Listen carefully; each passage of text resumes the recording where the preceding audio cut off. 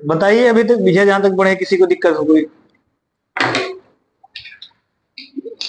वो लोग पढ़ रहे थे अभाज्य संख्या और भाज्य संख्या, ये पढ़े थे ना कल?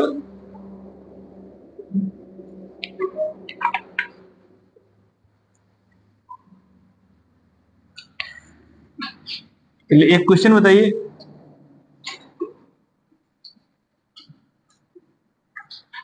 निम्न में से कौन सी संख्या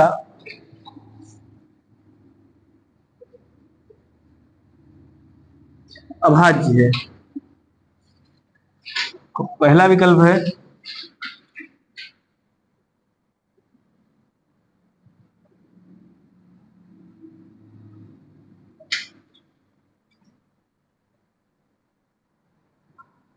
और दूसरा विकल्प है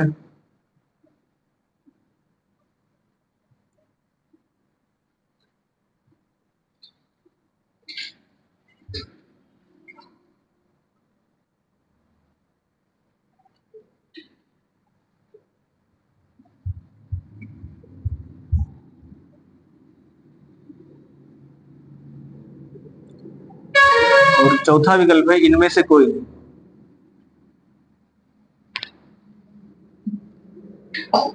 बताइए कौन सी संख्या अभाज्य है?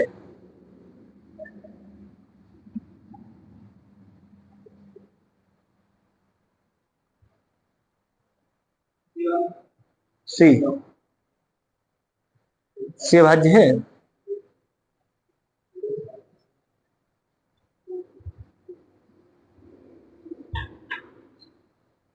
बाकी लोग बताइए।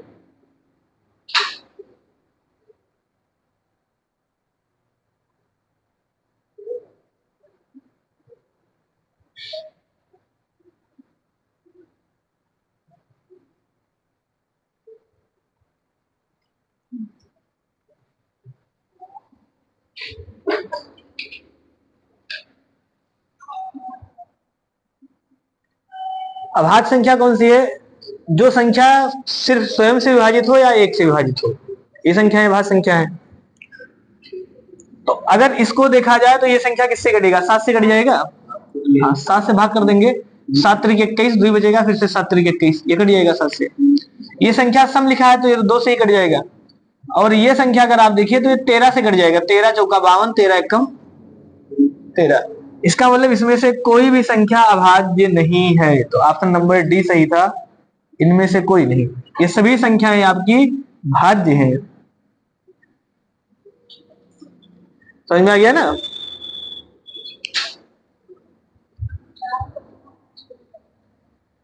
चार के चारों संख्याएं भाज्य हैं, तीनों संख्याएं।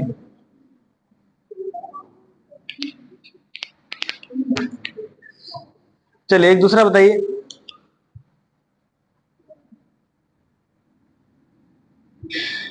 निम्न में कौन सी संख्या संख्या अभाज्य है? पहला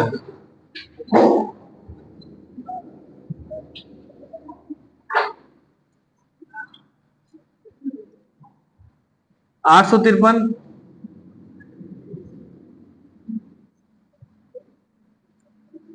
975, 613 और इनमें से कोई नहीं। बताइए।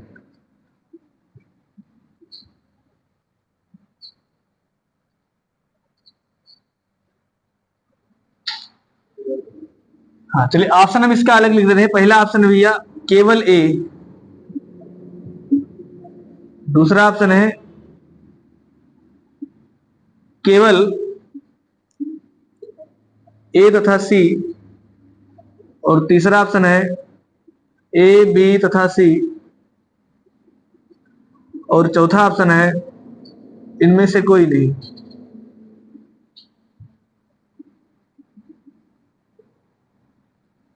बताइए कौन सा विकल्प लगाएंगे इसमें से?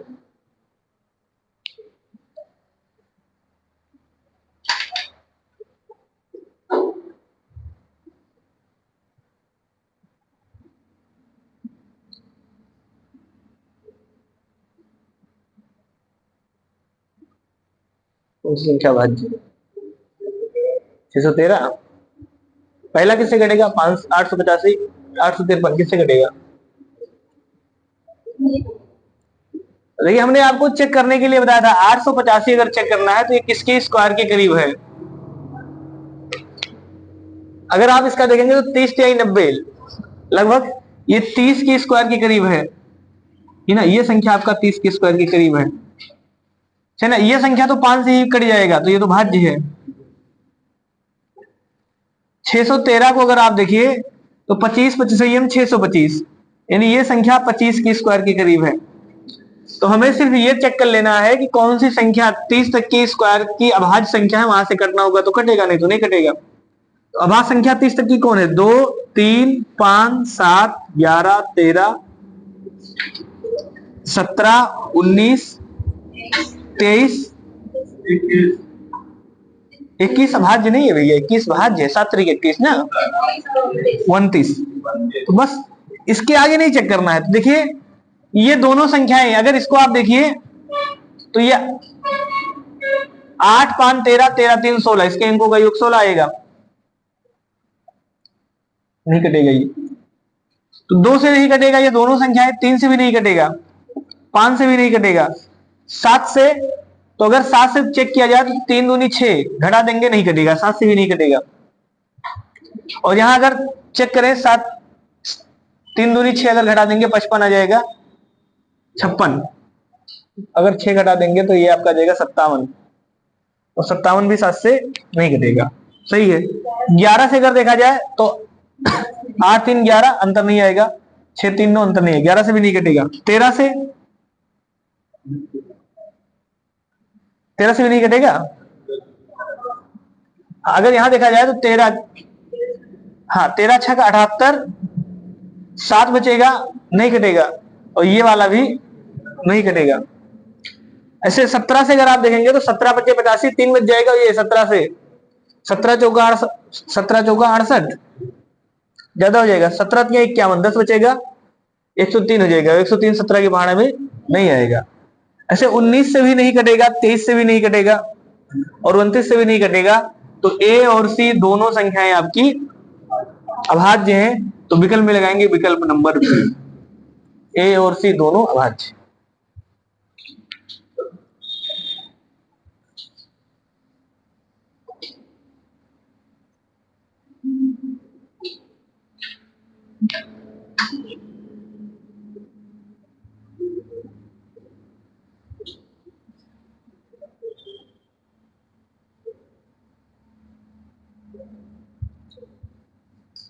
लग जाएगा ना। अब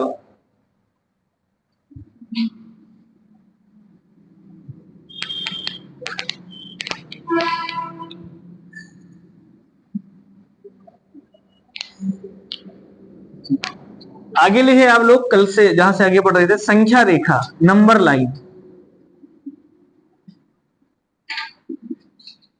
संख्या रेखा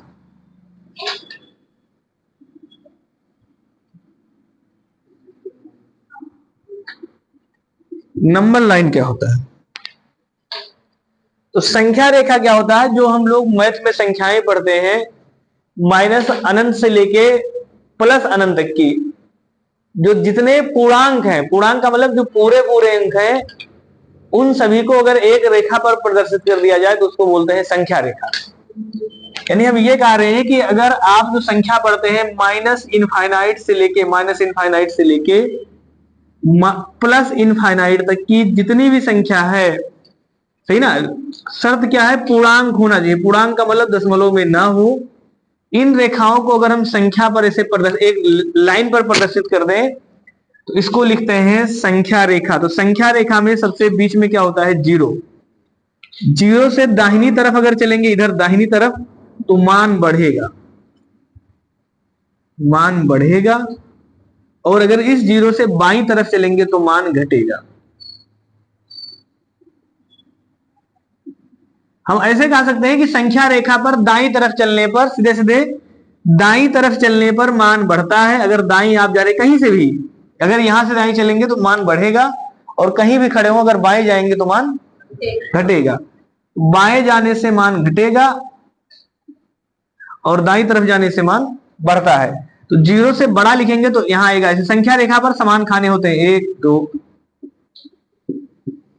यहाँ 1 2 3 4 5 6 7, ऐसे इधर भी होता है,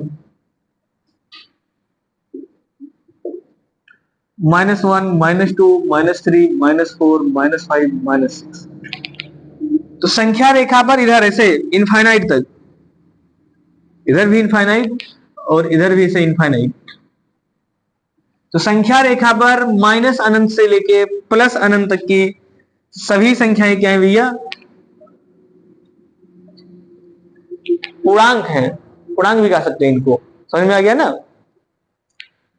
तो संख्या रेखा पर इन संख्याओं को प्रदर्शित किया गया, इसलिए इसको बोलते हैं संख्या रेखा। यानी संख्या को प्रदर्शित करने के लिए जिस रेखा का प्रयोग करते हैं उसको बोला जाता है संख्या रेखा। तो संख्या रेखा पर हमने ये बताया कि अगर आप दाएं जाएंगे तो मान बढ़ेगा, बाएं तरफ जाएंगे तो मान घटेगा। अब देखिए, जिसे आप 5 पर खड़े हो तो 5 से अगर इधर आएंगे तो 6 7 8 9 ऐसे आएगा, मान बढ़ेगा। अगर 5 से इधर जाएंगे तो 4 3 2 1, जैसे जैसे बाएं जाएंगे मान घटेगा, कहीं भी हो। जैसे अगर आप मान लीजिए माइनस पे 0 पे खड़े हैं तो 0 से उधर जा रहे हैं तो मान बढ़ेगा, इधर जा रहे हैं तो मान घटेगा। अगर आप -4 पे हैं तो -4 से -3 बड़ा है, -3 से -2 बड़ा है।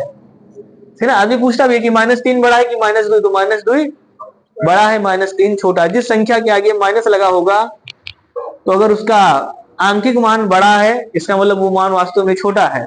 माइनस का मतलब आप कर्जा में है, समझ में आ गया ना। तो कोई 2 रुपया कर्जा है, कोई 4 रुपया कर्जा है, तो जो कर्जा लिया है वो हमेशा छोटा रहेगा, इसलिए -4 छोटा है, -2 बड़ा है। तो संख्या रेखा पर एक चीज आप देखिए, संख्या रेखा पर हर एक एक संख्या को छोड़ के, संख्या रेखा पर हर एक एक संख्या को छोड़ के सम संख्या है। जैसे अगर 6 को देखा जाए तो 6 के बाद 4, 4 के बाद 2, 2 के बाद 0, 0 के बाद -2, -4, -6, ऐसे जो है। तो ये संख्याएं कौन सी भैया, ये संख्या है आपकी सम संख्या। समझ में आ गया ना, ये संख्या सम संख्या है। और इसी प्रकार से अगर आप 7 5 3 1 -1 -3 -5 इन संख्याओं को लेते हैं तो ये संख्या कौन सी है, विषम संख्या। यानी संख्या रेखा पर हर एक अंतर में एक एक को छोड़ के सम संख्या है और हर एक एक को छोड़ के विषम संख्या है। क्लियर है यहां तक।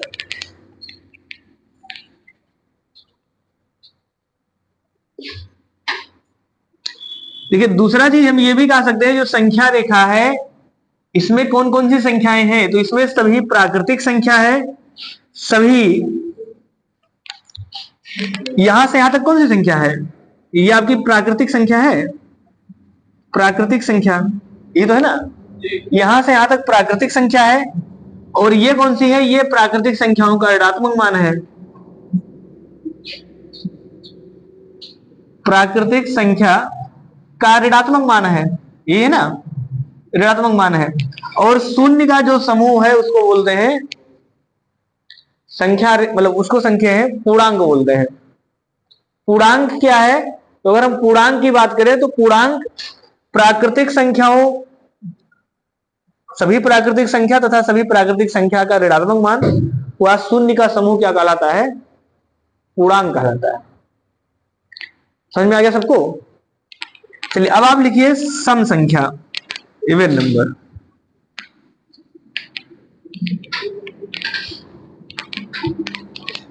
सम संख्या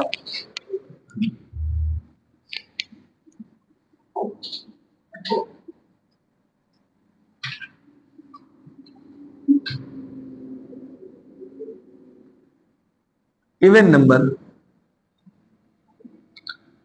सम संख्याएं कौन सी होती हैं, हाँ, ऐसे पूर्णांक जो 2 से विभाजित हो उनको बोलते हैं सम संख्या। ऐसे पूर्णांक जो 2 से विभाजित हो, ऐसे पूर्णांक जो 2 से विभाजित हो उसे सम संख्या कहते हैं।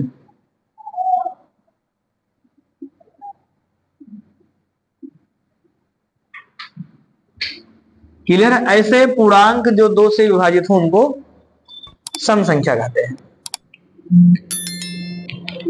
तो पूर्णांक धनात्मक भी होता है, ऋणात्मक भी होता है और शून्य भी होता है। तो सम संख्या की अगर हम बात करें तो कोई बताएगा सबसे छोटी सम संख्या कौन सी है? क्या हुआ? सबसे छोटी सम संख्या, देखिए अगर वैसे कोई पूछे तो सबसे छोटी सम संख्या बताया नहीं जा सकता। क्यों नहीं बताया जा सकता? जैसे -4, तो -4 भी तो सम है, इन्हीं सम है। -6 भी सम है, -8 भी सम है, -10 भी सम है। इसका मतलब जब आप माइनस नहीं लेंगे तब आप 0 या 2 बता सकते हैं। समझ में आ गया ना सबको? तो जो सम संख्या, देखिए सम संख्या कितने प्रकार के होते हैं? तो सम संख्या 3 प्रकार के होते हैं। एक होता है धनात्मक सम संख्या,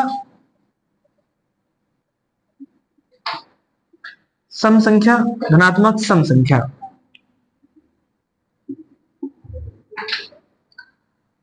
दूसरा होता है ऋणात्मक सम संख्या,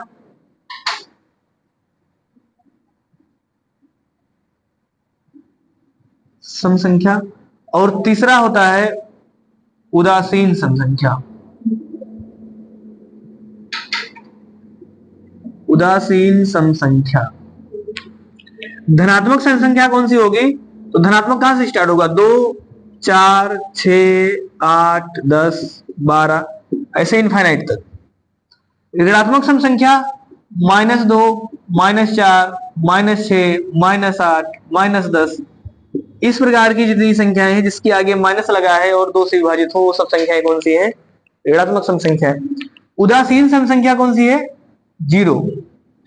तो आपसे पूछता है 0 सम है कि विषम है? तो 0 एक सम संख्या है। समझ में आ गया ना? तो इसे ध्यान रखना है, 0 सम संख्या है, 0 भी सम है, जितने मान लिखे सारे मान सम है। अगर इनको हम एक लाइन में लिखें तो इससे अगर आप इंटरमीडिएट किताब देखेंगे तो उसमें सम संख्या का उदाहरण लिखा रहता है 0 +- 2 +-4 +-6। समझ में आ गया ना? +-8 यानी सम संख्या प्लस में भी हो सकता है और माइनस में भी हो सकता है। ये सम संख्या का उदाहरण है। इसलिए लोग पूरा नॉलेज नहीं पढ़ते हैं, उनको पता रहता है जो 2 से कट जाए। अब 2 से कट गया तो सबसे छोटी सम संख्या 2 लगा देंगे, उत्तर हो जाएगा गलत। समझ में आ गया ना? प्लस माइनस का मतलब प्लस भी 2 और माइनस भी 2, मतलब प्लस में भी 2 होगा और माइनस में भी 2 होगा। क्लियर है ये चीज?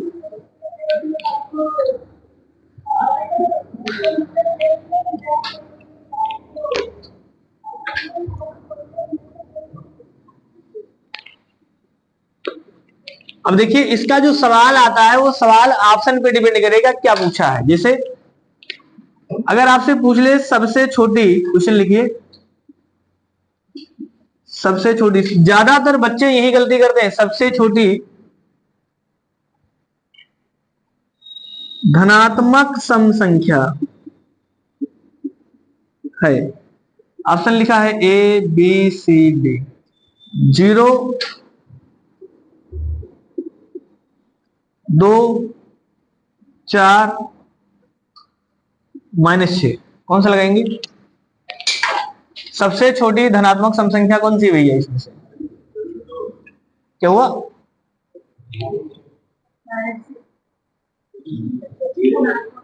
0। हाँ सवाल ध्यान से पढ़िए, हमने क्या पूछा है? धनात्मक सम संख्या। तो धनात्मक 2 है, 0 और -4, 6 तो है सम, लेकिन वो धनात्मक नहीं है। सवाल में डिपेंड करेगा ना। अब अगर धनात्मक लिखा है तो आप धनात्मक बताएंगे, 0 धनात्मक थोड़ा नहीं, 0 ना तो धनात्मक है ना ही ऋणात्मक है। हाँ, उदासीन का मतलब होता है 0 जो है ये ना तो धनात्मक, हाँ ना ही ऋणात्मक और ना ही ऋणात्मक।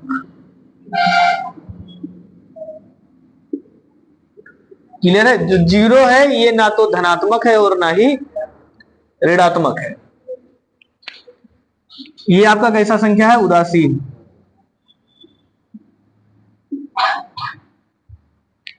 अब देखिए इसी सवाल में अगर ऐसा पूछा होता कि सबसे छोटी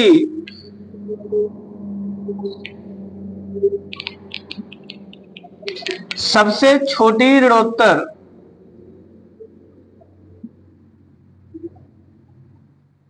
ऋणोत्तर अगला आप सवाल लिखना, सबसे छोटी ऋणोत्तर सम संख्या है। ऑप्शन वही लिख दे, 0, 2, -2, 4।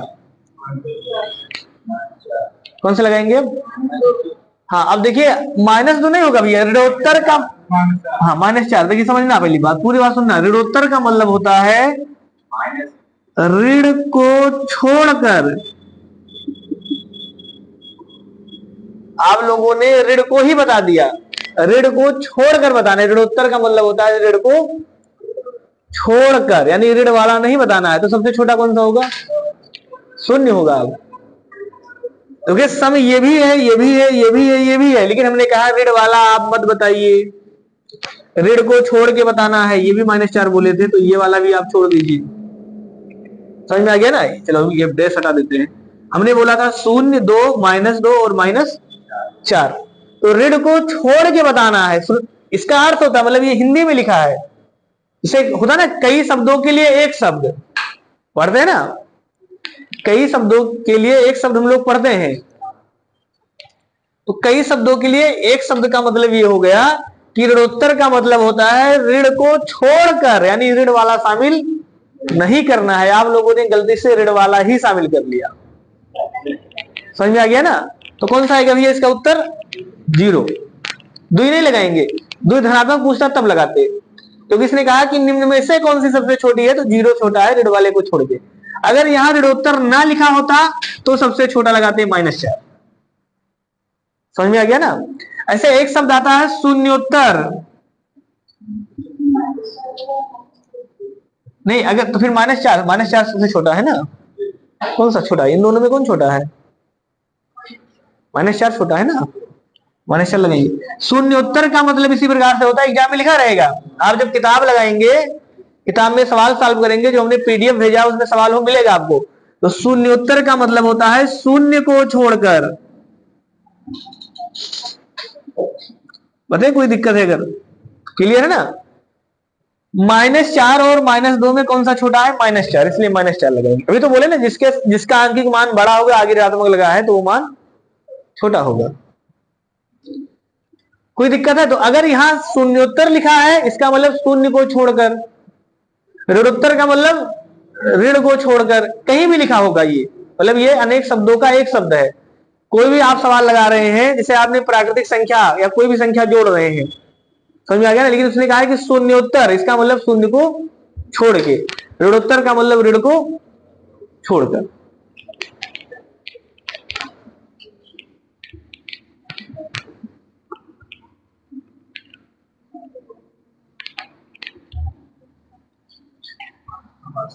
किसी को दिक्कत है यहां तक? लिखिए, प्रथम यन सम संख्याओं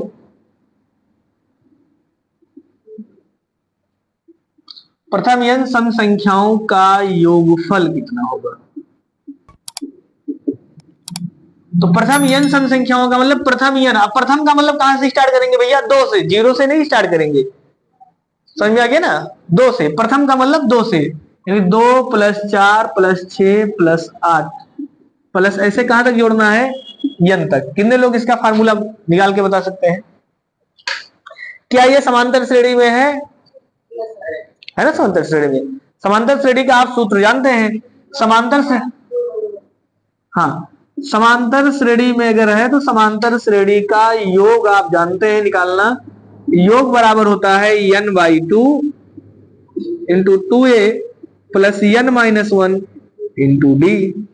ये होता है ना? तो n का मान कितना है? n/2। 2a का मान कितना है? 2, तो 2 × 2 प्लस n-1, और d का मान कितना है? n का मान कितना है? 2। 2 का अंतर है ना? देखिए सब अगर क्रमागत, एक चीज आप नोट करके लिख लीजिए, क्रमागत सम संख्या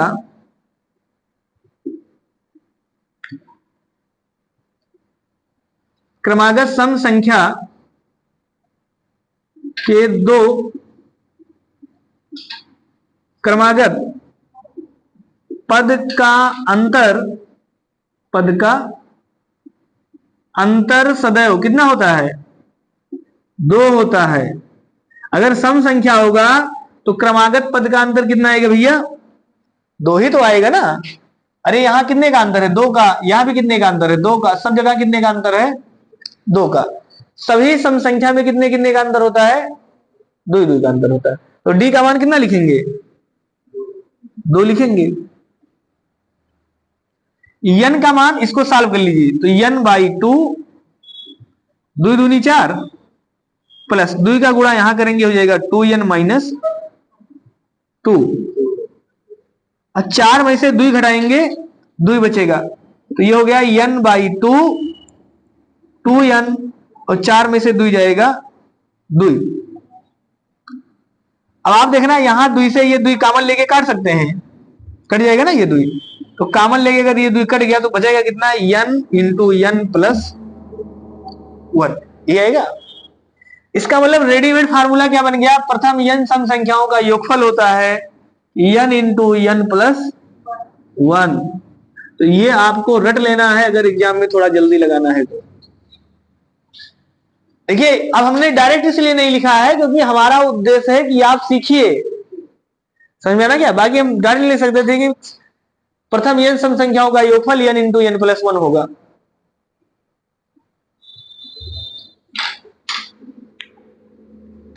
तो जितने भी समांतर श्रेणी में होंगे उनको आप समांतर श्रेणी के योगफल से भी लगा सकते हैं।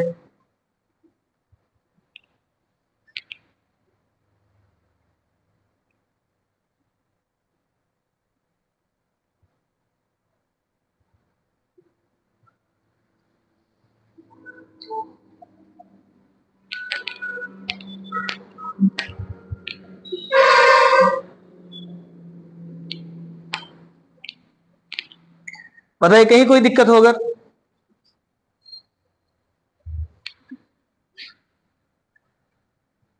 समझ में आया ना सबको?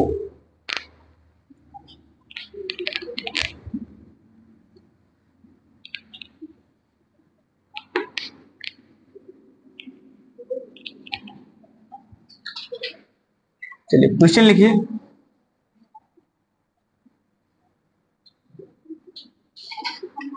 प्रथम 10 सम संख्याओं का योगफल होगा। अच्छा एक चीज बताइए, अगर प्रथम 10 लिखना है तो 2 से लिखेंगे, 2 प्लस 4 प्लस 6 प्लस 8। कहां तक लिखेंगे भैया?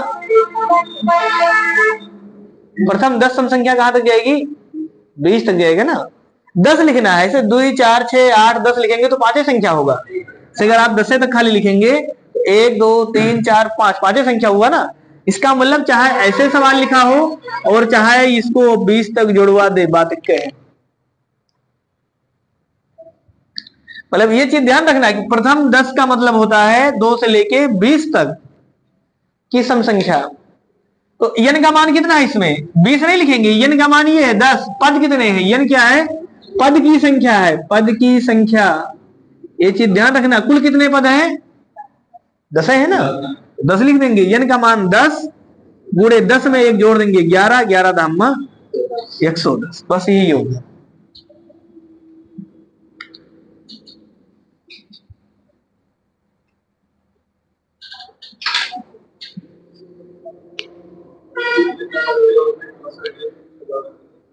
हाँ ये सूत्र है, मतलब संख्या लिखेंगे उसमें 1 बढ़ा देंगे। ये तो लिखा है ना n गुणे 1 n प्लस 1, तो n लिखेंगे सीधा सीधा और 1 में 1 जोड़ देंगे, दोनों का गुणा कर देंगे, आ जाएगा। यहाँ कोष्टक का मतलब होता है कि बीच में गुणा लगा, यानी n गुणे ऐसे लिखा है ना, ये गुणा कर देंगे तो। चलिए अगला सवाल लिखिए।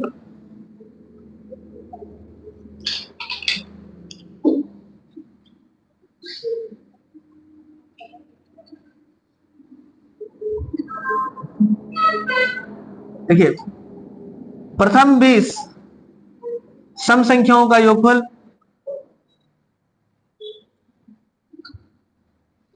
प्रथम 20 सम संख्याओं का योगफल कितना आएगा? तो पद कितने भैया इसमें? 20। तो 20 में एक बढ़ा देंगे, 20 गुणे 21 बटा 2 नहीं होगा यहाँ, तो बस 21 दूना 42, 420 लगा लेंगे ना सब लोग।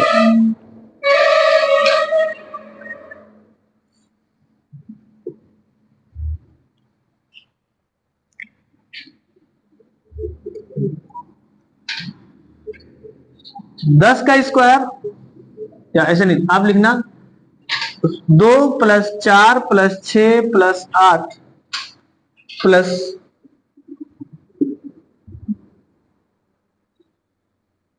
84 बराबर कितना आएगा?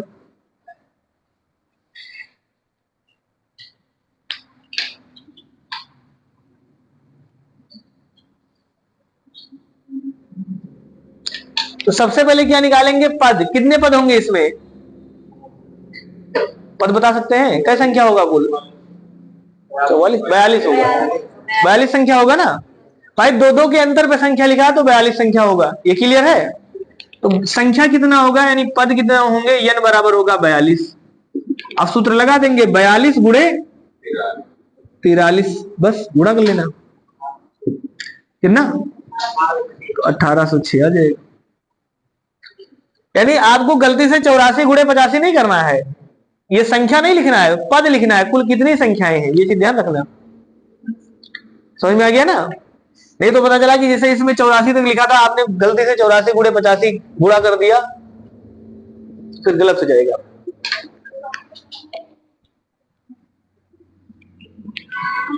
लिखिए अगला संख्या, लिखिए अगला सवाल लिखिए आप।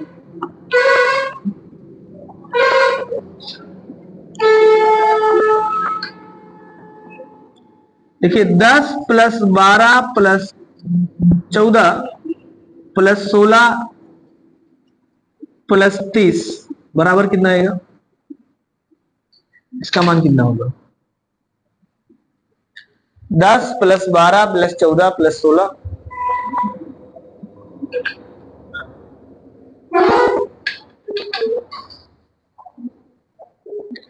कितना आएगा भैया? 110। तो देखिए सबसे पहले इसमें कुल कितने पद हैं, तो आप पद निकालेंगे ना।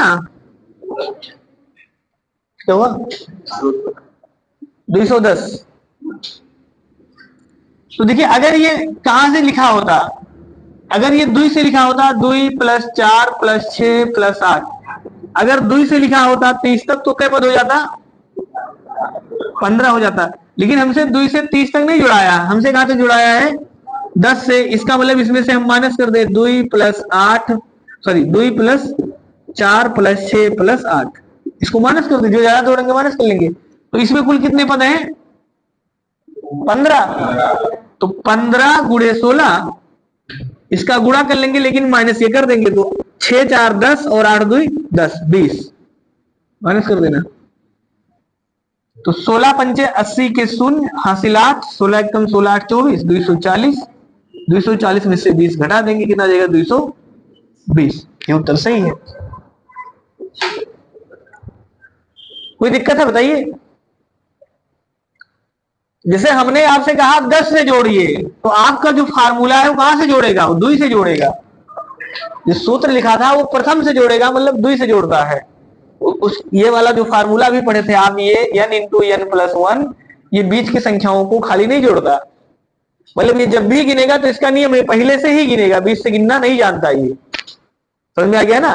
तो हमने एक काम क्या कर लिया कि अगर शुरू से गिनना चाहता तो शुरू से गिन लिए, बाकी जिसको कम गिनना था उसको बाद में घटा दिए। जैसे हमने ये कहा कि बताइए क्लास में कुल कितने लड़के हैं, अब जो गिना वो क्या किया, वो पूरे लड़कियों को भी गिन लिया, तो क्या करेंगे? बाद में लड़कियों की संख्या माइनस कर देंगे। समझ में है ना? दूसरा तरीका क्या है? देखिए एक तरीका ये भी है कि ये समांतर श्रेणी में है, बताइए भैया समांतर श्रेणी में है ना? तो समांतर श्रेणी का हमने योग पढ़ाया था आपको, यन बराबर प्रथम पद प्लस अंतिम पद बटा 2 और गुणे कुल पदों की संख्या। अगर 10 से लेके 30 तक गिनती लिखा है, सम संख्या लिखी है, तो कितने पद होंगे? 20 पद होंगे। क्या संख्या लिखा है भैया 10 से लेके 30 तक? 10 लिखा है, 11 लिखा है। ऐसे बता सकते थे कि टोटल 15 है, इसमें से 4 माइनस है, कुल क्या पद है? 11 है ना? समझ में आलू? अरे गिनती आता ना भैया। तो हमने कहा जब ये 2 से लेके 30 तक लिखा था तो सभी लोगों ने कहा 15 पद है, आप बोले थे ना 15। तो अगर जब 2 से 30 होगा तो 15 पद, लेकिन जब 10 से लिखा होगा इसका मतलब 2, 4, 6, 8 4 संख्या नहीं लिखा है, तो 15 में से 4 माइनस कर दिए तो 11 पद बचेगा। इसको आप इसे अब देखिए लिखेंगे तो समय लगेगा, समझ में आ गया ना? लेकिन हमने पदों की संख्या निकालने का सूत्र भी बताया था, n बराबर कितना होता है? अंतिम पद माइनस प्रथम पद बटा सर्वांतर प्लस 1, बताते ना ये सूत्र। तो अंतिम पद कितना है? 30, प्रथम पद कितना है? 10, अंतर कितने का है? 2 का प्लस 1। तो 30 10 40, 40 में 2 से भाग करेंगे, माइनस, तो 30 में से 10 घटाएंगे 20, 20 में 2 से भाग करेंगे 10, 10 में 1 जोड़ देंगे 11। तो कुल पद कितने हैं? 11। ये सूत्र पढ़ाए थे, इन सबका यूज करिए भैया, आप धीरे धीरे भूल जा रहे हैं। 11 पद, तो इसी में ये गुणा कर देना था। तो प्रथम पद 10 प्लस अंतिम पद 30, सवाल ये है ना, 30 बटा 2 गुणे कितना कर दे? 11। तो देखिए 2 से अगर आप 30 10 40, 40 में 2 से भाग करेंगे 20, 20 गुणे 11, 11 दूना 22, 220। तो किस पर? इस वाले फार्मूले पे डायरेक्ट नहीं लेगा, पहले पूरी बात सुनिए। ये ऐसा फार्मूला है जैसे मान लीजिए ये पागल आदमी है, कुछ अपने मन से समझिए, ये पागल आदमी है, ये पागल आदमी को हमने कहा कि खाली लड़कों को गिनिए, बताइए। तो ये पागल आदमी को ये पता है कि खाली लड़के को नहीं गिन पाएगा, ये किसको गिनेगा? ये पहले बिन से ही गिनेगा। मतलब ये सूत्र जब भी लगेगा तो ये पहले से गिनेगा, मतलब 2 से गिनेगा, 20 से गिनना नहीं जानता है। समझ में आ गया ना? तो हमने क्या किया, हमने जब 2 से लिख के गिन लिए तो ये जब आ गया तो ये कितना आ गया? 240। ये इसका सूत्र कितना आ गया? 240। लेकिन हमने कहा सिर्फ लड़के बताइए, तो अगर उसने लड़कियों को ज्यादा गिन लिया होगा तो लड़कियों को माइनस करना पड़ेगा ना। जैसे इस संख्या में जब आप गिनते हैं, जैसे यहां से ये सवाल है, तो इसमें आप इसमें ऐसे लिखा होता ना 8 प्लस 6 प्लस 4 प्लस 2, ये तो लिखा होता। तो हमने कहा है कि इतना आपको नहीं गिनना है, जबकि जब ये वाला सूत्र लगा देंगे तो ये पूरा गिन के बताएगा एक साथ। समझा ना सबको? तो इसलिए जब आप ये वाला सूत्र लगाएंगे रेडीमेड वाला, तो आपको ये ध्यान रखना पड़ेगा कि हमेशा पूरा गिनेगा, तो बाद में जितना आपने एक्स्ट्रा गिना है उतना माइनस करिए। समझ में आ गया ना? अब जबकि ये वाले जो समांतर श्रेणी के सूत्र हैं, ये प्रथम पद प्लस अंतिम पद बटा 2 पर निर्भर है, यानी इसको बोलते हैं औसत। औसत में n से गुणा कर देंगे, आ जाएगा। नहीं समझ में आया? बताइए, कोई दिक्कत है? देखिए जितने भी आप प्राकृतिक संख्या का योग लगाए थे ना, तो प्राकृतिक संख्या का योग का फार्मूला कितना था? n इनको n प्लस 1/2। तो जो रेडीमेड वाले फार्मूले हैं ये हमने दिमाग में बैठा लीजिए सभी लोग, क्योंकि अभी तो याद होगा ना, फिर भूल जाएंगे। चाहे ये वाला सूत्र हो, चाहे ये वाला सूत्र हो, चाहे n इनको n माइनस 1/2 हो, पूर्णांक संख्याओं का योग हो, ये सारे सूत्र तभी लागू होंगे जब संख्या 1 से लिखा होगा। बात समझ में है ना? बीच वाले को ये कभी नहीं गिरेंगे, अगर आप इनको लगा दिए हैं तो गलत नहीं किए हैं, बस वही काम करना है कि जिसको आपने एक्स्ट्रा गिन लिया उसको बाद में माइनस कर दीजिए। समझ में है ना?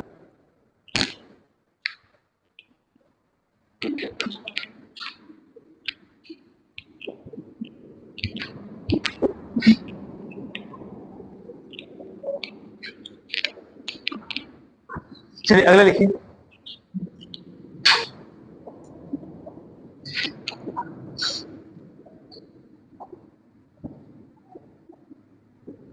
चौबीस प्लस 26 प्लस 28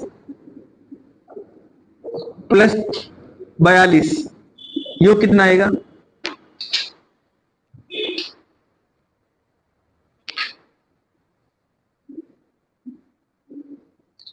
जो भी तरीका हमने बताया, कोई भी तरीका लगाइए। समझ में आ गया ना? बस उत्तर सही होना चाहिए।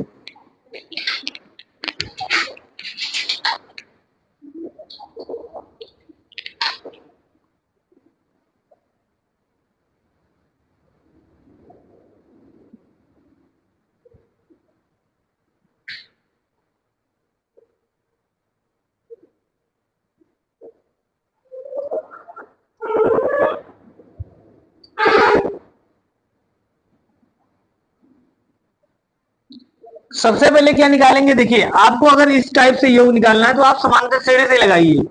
यस बराबर क्या होता है, प्रथम पद प्लस अंतिम पद बटा 2 कुल पदों की संख्या।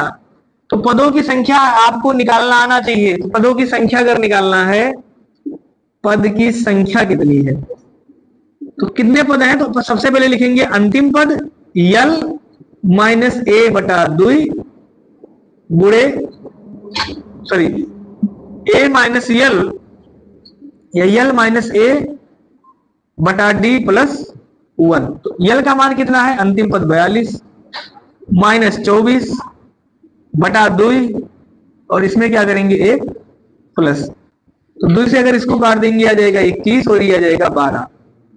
21 में से 12 जाएगा 9, 9 में 1 जोड़ देंगे 10, कुल 10 पद है इसमें, 10 पद आ गया। प्रथम पद 24, अंतिम पद 42 बटा 2 और इसमें कुल पदों की संख्या n होता है सूत्र में, तो n से क्या कर देंगे यानी 10 से गुणा। तो बस इस 2 से ये कट जाएगा, ये आ जाएगा 5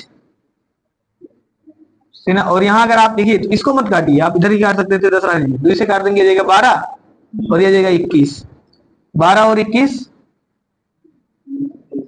33, 33 में 10 का गुणा कर लेंगे 330। समझ में आया ना। अब अगर आप दूसरा वाला सूत्र लगाएंगे, दूसरा वाला सूत्र अगर आपने ये लगा दिया n इंटू एन प्लस 1, तो ये गलत नहीं है, लेकिन ये यहां से नहीं जोड़ेगा, जो ये सूत्र बताएगा एकदम स्टार्टिंग से बताएगा। किसी को दिक्कत है अब?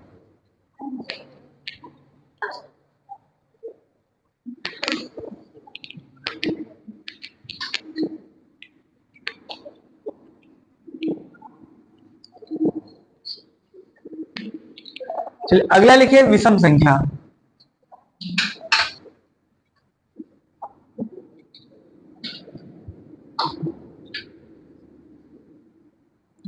विषम संख्या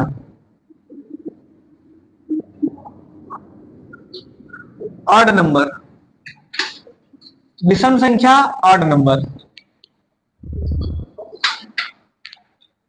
विषम संख्या या ऑड। विषम संख्या क्या होती है, ऐसे पूर्णांक जो 2 से विभाजित ना हो। समझ में आ गया ना, बाकी संख्याओं से विभाजित होंगे लेकिन 2 से नहीं होंगे। ऐसे पूर्णांक जो 2 से विभाजित ना हो, यानी हम इसको ऐसे भी कह सकते हैं सीधा सीधा, जो संख्या सम ना हो। ये तो है ना, सम और विषम 2 ही होंगे, या तो सम होगा या तो विषम होगा। अगर सम है तो सम, नहीं तो फिर विषम। तो सम क्या होगा, 2 से विभाजित होगा, विषम 2 से विभाजित नहीं होगा। तो देखिए विषम संख्या भी 2 प्रकार के होते हैं। जो विषम संख्याएं होती हैं ये भी 2 प्रकार की होती है, यानी एक होता है धनात्मक विषम संख्या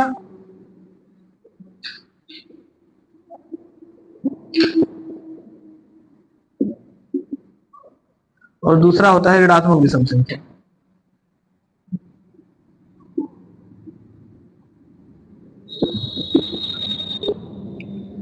धनात्मक विषम संख्या कौन सी होगी, 1 3 5 7 9 11 13 15, ये सब कौन सी संख्याएं हैं, धनात्मक विषम है। ऋणात्मक क्या होगा, इसी के आगे माइनस लगा दीजिए, -1 -3 -5 -7 -9 -11 -13, इस टाइप से जो संख्याएं हैं वो सब ऋणात्मक है।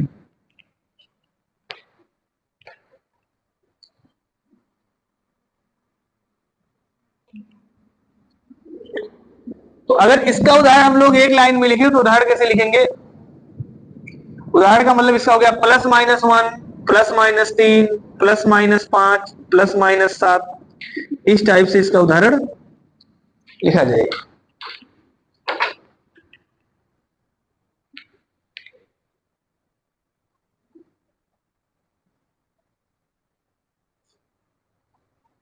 क्लियर है अब?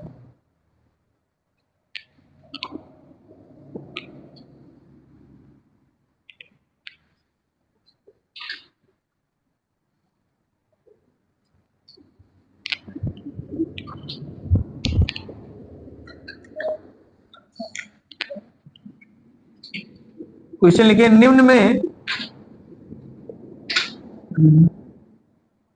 सबसे छोटी विषम संख्या है।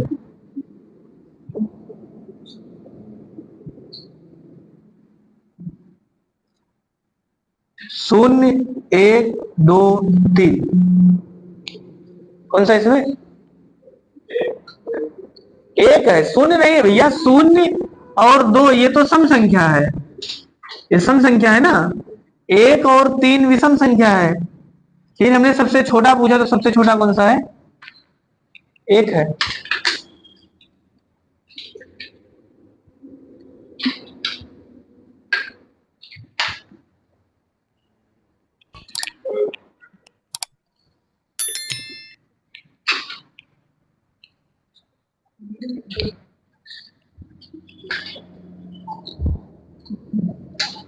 बताइए, प्रथम n विषम संख्याओं का योगफल कितना होगा? प्रथम n विषम संख्याओं का योगफल। तो यहां भी आपको निकाल के बताना है, सूत्र हम बाद में लिखेंगे। मतलब सूत्र तो लिख देंगे लेकिन फिर आप सीख नहीं पाएंगे। निकाल के बताइए कितना आएगा। अभी निकाले थे ना, सम का निकाले थे, सिर्फ सम का निकालिए। फार्मूला ड्राइव करना है। तो प्रथम का मतलब कहां से होगा? 1 + 3 + 5 + 7, ऐसे कहां तक भैया? n तक। तो इसका योग कितना आएगा? निकालिए।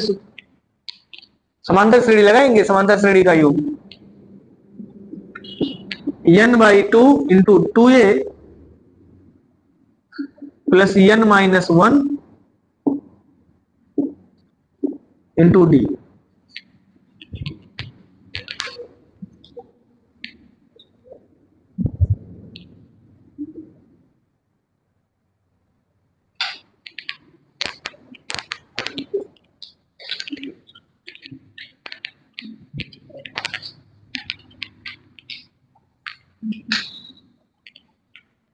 कितना आएगा? या किसी को याद हो तो भी बता सकता है।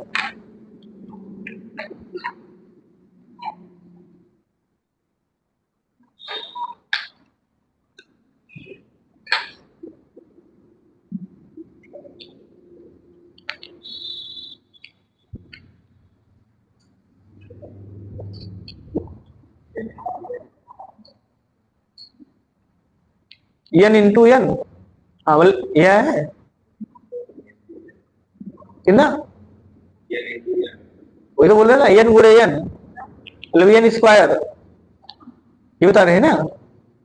बाकी लोग का मतलब n × n, ये तो बोल रहे हैं। इसको n स्क्वायर या n × n, n स्क्वायर सही है। यही वाला आएगा, यही सूत्र इसका। जिसका n स्क्वायर होगा उसका सही है। तो प्रथम n विषम संख्याओं के योगफल का फार्मूला होता है सीधे सीधे n × n। तो जो नहीं लगा पाए हैं फिर से लगा रहे। देखिए n का मान n है बटा 2, 2 का मान 2, a का मान कितना है? 1, 1 लिखेंगे, प्लस n का मान n - 1, d का मान कितना है? तो चाहे सम संख्या हो चाहे विषम संख्या हो, हमेशा दो दो का अंतर होता है। यानी सभी क्रमागत सम या विषम संख्याओं में 2 का अंतर होता है भैया। सभी क्रमागत सम अथवा विषम संख्या में सदैव 2 का अंतर। अब अगर 2 का अंतर होता है, समान अंतर है, तो समांतर श्रेणी में दिख भी रहा है, 2 का अंतर दिख रहा है ना। 2 का अंतर होता तो डी का मान कितना लगा देंगे? 2। इसको सॉल्व करेंगे तो n/2 × 2 एकम 2 प्लस 2 का इसमें गुणा करेंगे हो जाएगा 2n और ये जाएगा -2। तो -2 से +2 कैंसिल हो जाएगा, तो ये हो जाएगा n/2 × 2n। इस 2 से ये 2 कट जाएगा तो गुणे बचेगा n × n, या इसी को आप n स्क्वायर भी कह सकते हैं। समझ में आया ना सबको? तो अगर प्रथम से का मतलब अगर शुरू से लिखा, देखिए अब इसलिए हम हमेशा कहते हैं ना कि सूत्र जब आप लगाना तो ये ध्यान रखना है, क्योंकि ये सूत्र तब आया है जब आपने पहला पद कौन सा माना है? एक माना ही, तो ये भी डेरिवेशन का मतलब ये ना कि ये सूत्र तभी आएगा जब ये एक से लिखा होगा। अब मान लीजिए हमने 11 से पूछ लिया, 11 + 13 + 15 बताइए, इसका मतलब एक से नहीं पूछा। तो अगर आप ये सूत्र लगा रहे हैं तो फिर आपको ये ध्यान रखना पड़ेगा कि 1 से लेके 9 तक की संख्या हमने ज्यादा जोड़ दिया तो उसको बाद में घटा देंगे। क्लियर है ना ये चीज?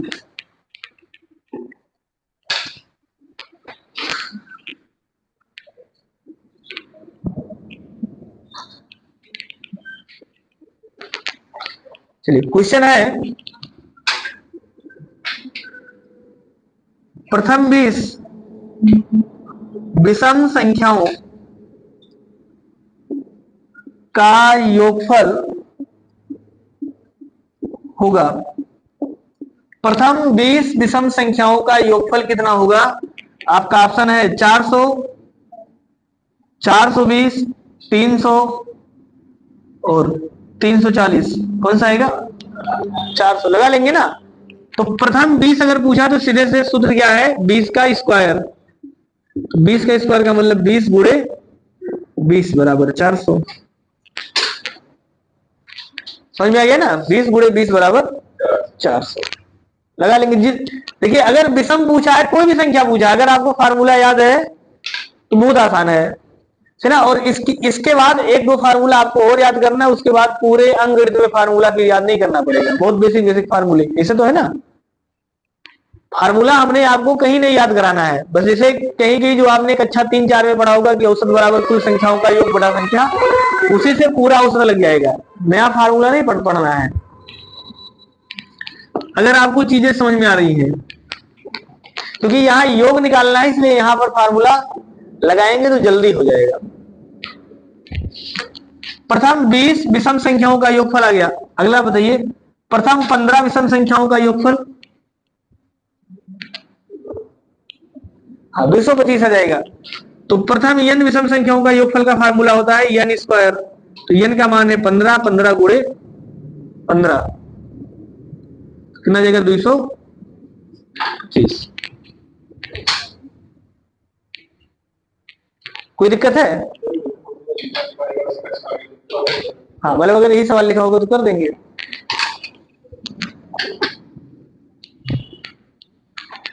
लगा लेंगे सब। चलिए इस सवाल का उत्तर बताइए।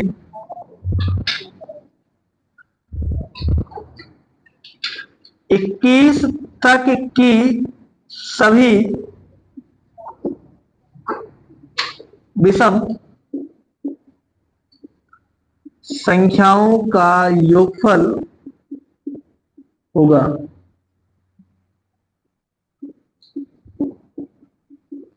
इक्कीस तक की सभी विषम संख्याओं का योगफल कितना होगा?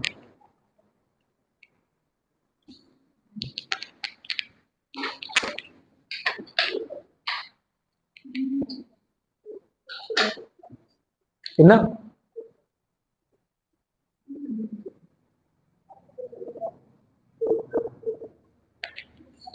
चलिए हम ऑप्शन लिख दे रहे हैं। ऑप्शन 441, 121, 225 और इनमें से कोई नहीं।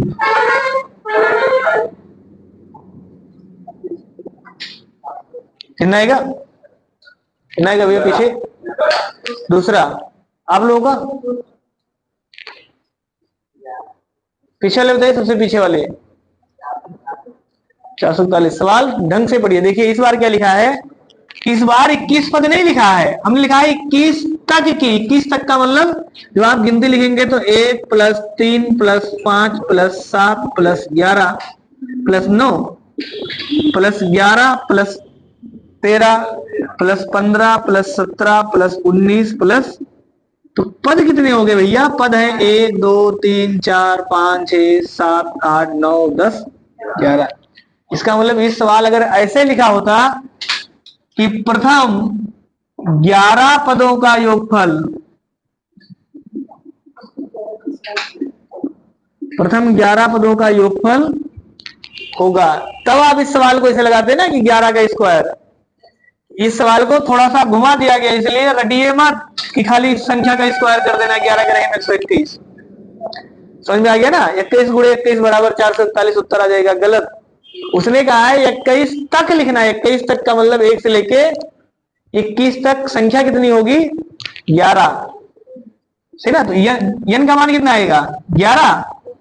तो 11 का स्क्वायर कर देंगे 121। 121 सही है भैया इसका। समझ में आ गया ना? कोई दिक्कत हो बताइए। 21 तक कहा है तो आप समांतर श्रेणी के योग से भी लगा सकते हैं, लेकिन अब योग लगाने में देखिए समय ज्यादा खाएगा। यहाँ यन स्क्वायर ज्यादा आसान था, तो आप लगा सकते हैं समांतर श्रेणी का योग। तो यन का अंतिम पद प्लस प्रथम पद बटा 2, और इसमें हम संख्या का गुणा कर दें यन का। तो प्रथम पद है 1, अंतिम पद है 21 बटा 2, और कुल संख्या कितनी है? तो आप कहेंगे 11। 21 और 1 22। 22 में 2 से भाग करेंगे, 11 का गुणा कर देंगे, तो 22 में 2 से भाग करेंगे, ये भी आ जाएगा 11। 11 गुणे 11 बराबर 121। लगा लेंगे ना सब? पता है किसी को अगर यहां तक दिक्कत हो?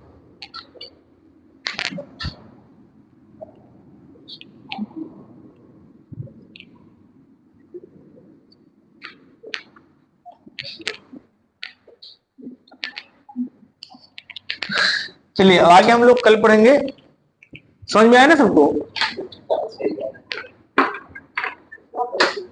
अब आप लोग सवाल लगाइए, सही ना? सवाल आप लोग लगाइए, साथों साथ लगाइए। नहीं लगाएंगे क्योंकि सिलेबस बड़ा है। बड़ा का मतलब जिस किताब को आप लगा रहे हो उतने लगा लेना महत्वपूर्ण नहीं है। एक एक सवाल को 3-3 4-4 बार लगाना है।